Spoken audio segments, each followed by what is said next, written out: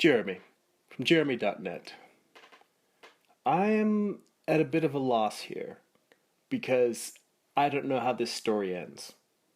I know where this particular video ends, but I don't know where the story of this piece ends because even though I recorded this video months ago, the actual piece is still not done. But at the same time, I'm not giving up on it. My cat's not giving up on it either. She's pissed off. I haven't finished this piece. Um, this is a piece that I had an idea for, obviously a few months back. And with most of my pieces, I try to do more thumbnails now. I do color thumbnails to try and work out the color detail, tonal values. And what I'm going to show you are several thumbnails that I've done for this illustration to try and work out the details, the color, to bring it as close to what's in my mind as possible. And I think there's two reasons why this piece is giving me trouble. One is because I'm genuinely trying to level up and increase the quality of my work, the draftsmanship, the actual illustrative quality. I'm trying to make it better than any piece I've ever done before. And two is the reason why I'm trying to do that. This piece is one that I call The Forge. And like I said, it's not done yet. But as you can see, there's a man here, like a blacksmith, holding a sword, and he's hammering it out. But the challenging thing for me is what this sword represents and what this piece represents. On the hammer, it says passion. You can't see that here in the thumbnail, but that's what's going to be in the final piece. The hammer says passion. The forge says creativity. And the sword is going to be a glowing piece of metal with the words art in it, because that's where art comes from. It's passion pounding against creativity, and it hammers out art. And this piece is sort of a response to everything that I've been doing creatively over the past few years, because I've continued to publish my comics, and I'm trying to make each issue better than the last. I spent a long time rewriting the last half of the series, the last 4 issues of Morningstar, to up their level of creativity. And in every phase of my life, whether it comes to taking figure drawing classes to increase my knowledge of anatomy, of form and tone, rendering, lighting, I'm constantly working on these things to improve and become a better artist. And I don't know if it's that I'm on a subconscious level putting more on this piece because I've got an emotional connection to it personally, but I'm trying to make it better than anything I've made before. That's really what it comes down to. Is this piece is really, really personal to me, because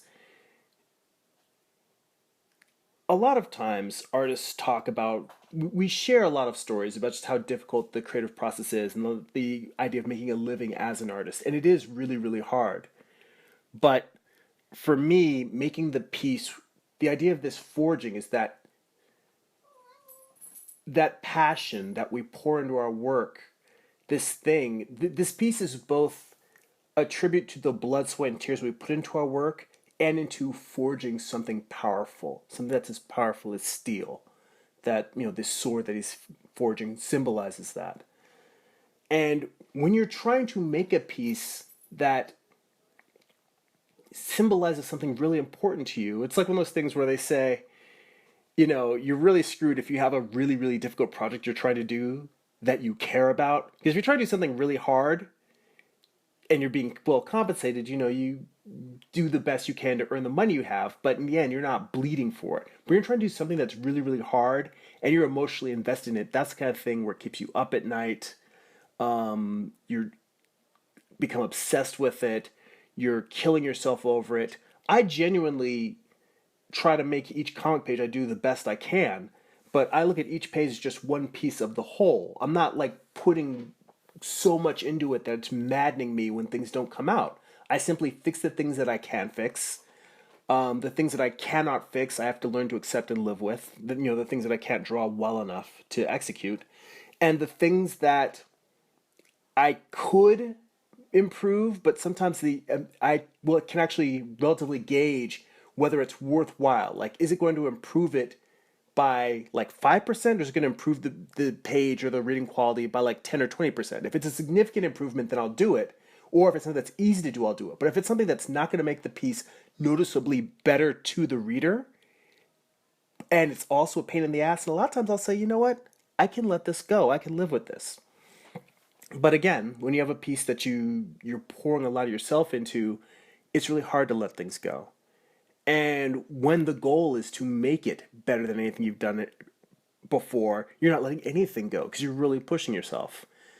Part of that is also looking at artists around me that are making a living doing their own artwork and saying, you know what? I look at the bar and I'm trying to raise my own personal bar, because it's not like I think that I'm God's gift to illustration. I'm proud of the work I do. I try to make everything I do, you know, as compelling and interesting as possible.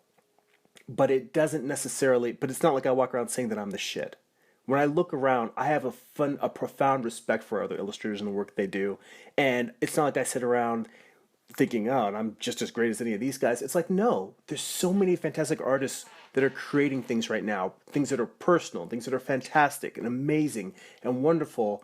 And to exist in that space, it really has me just, I won't say that I'm obsessed, but I really am focused on, like, I need to be better. I want my work to be better. I want it to be better because I want to be proud of it, but also in order to stand shoulder to shoulder with the people that are doing the kind of work that I admire and respect, I got to step up my game.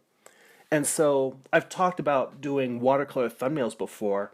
This is me just doing countless color treatments. I mean, not countless. I think you saw a couple of thumbnails on the first page, and there's 3 on this one now. But this is just me looking at different ways, trying to figure out how I want to treat the room. Do I want the room to be cool? Do I want it to be warm? Do I want it to be, you know, cool at the edges but warm in the center? Me playing around with these different color values, because I feel like once I get that color tonally down, then I can work on the actual details of the room. And what's weird is I've taken this piece all the way to 2 finished pencil drawings. You'll see that there's a few more color thumbnails I do in this process. And even after that, once I've got the color thumbnails, I'm ready to go. And there were color thumbnails I did in here that I really did feel like they were the finished piece. They got the color scheme that I wanted. And once I had the room done, the figure is just going to be a reflection of the lighting around it. You know, it may decide what the accents are that I'm going to color the actual character. I may do some certain things that aren't necessarily worked out in terms of the room, but generally an object, figure, or whatever it is lit by the environment it's in. So working out these tonal studies and these tonal values for the room really were influential on what I wanted the final piece to look like, which is why it was so strange to me and challenging to me when I went ahead and moved on to a finished pencil drawing. And I got one pencil drawing done and was ready to color in Photoshop, and I just looked and I said, this isn't it. It's not good enough. And I did a second one, same deal. And I'm still working. And we'll get more into what else I do to solve the problem in future videos, because I shot a lot of videos of this process. Thanks for watching. If you enjoy these videos, please like and share them. You can sign up for my weekly newsletter to get a free digital comic at newsletter.jeremy.net. That's newsletter.gerimi.net. Also, visit my main website, jeremy.net, where you can buy my comic books, art prints, and more. There's also links to my Instagram, Twitter, and other social media accounts. That's it for now. Go be creative.